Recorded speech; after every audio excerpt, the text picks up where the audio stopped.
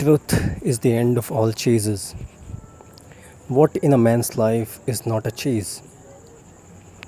If he seeks arrival or satisfaction, this is what he must discover.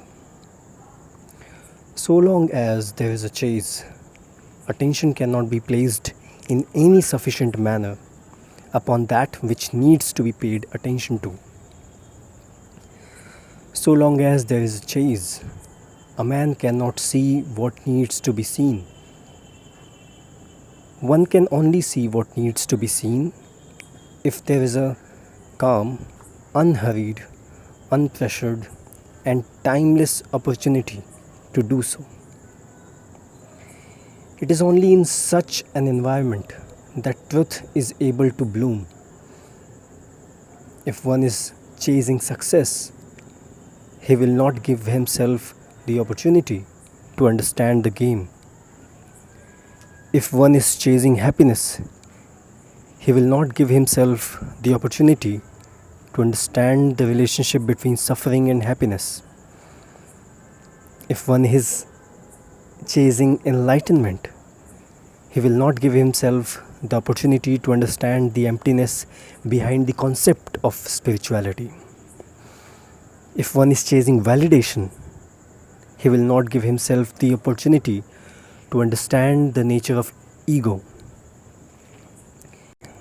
If one is chasing fame, he will not give himself the opportunity to understand the hole in his heart that causes him to search for fame. The truth is that all things can be had. All things are available to man. But if he chases them, they will run from him. For a chase is never about the thing being chased. It is an attempt to fill a hole within oneself.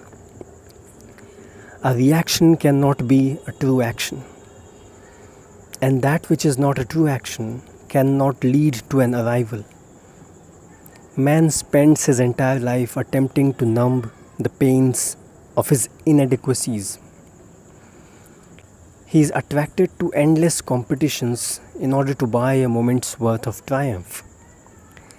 Such reactions are a natural consequence of living in a world which espouses untruth. If man acts, it is a chase. If he does not act, he does so out of principle. Both roads lead back to themselves. For an attempt to live up to a principle is also a chase. A chase to become good, righteous, moral, or spiritual. Everything in a man's life is a chase. Everything.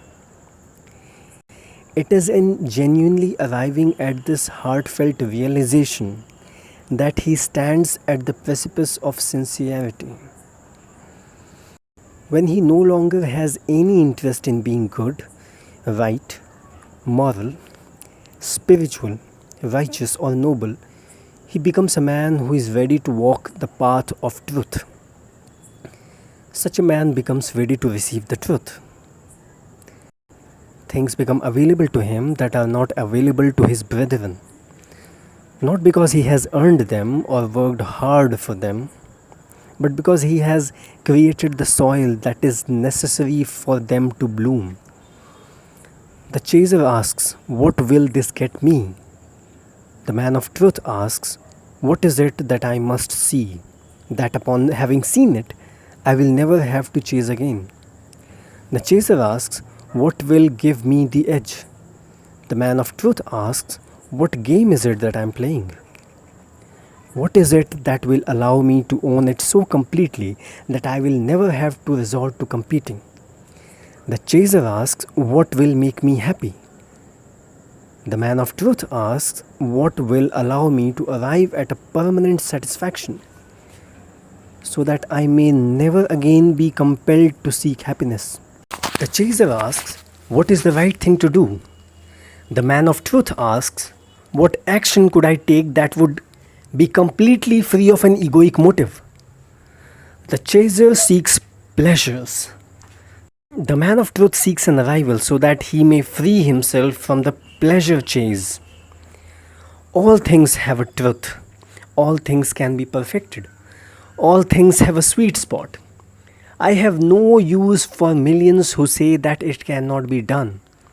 I cannot allow in my sphere any who say that this is just the way it is. It is for this reason that for my entire life I have always walked alone.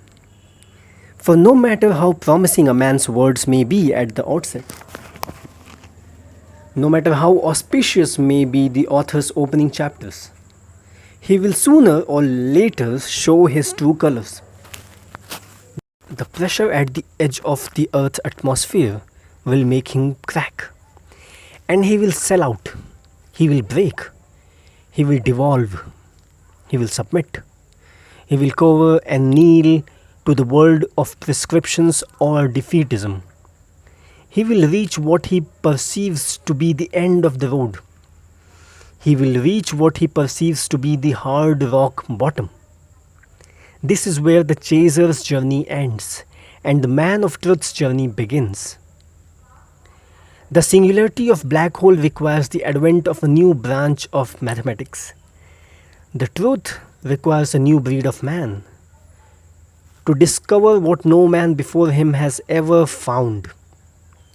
For he has never been free of the chase, and thus he has never given himself the opportunity to find it. Namaste.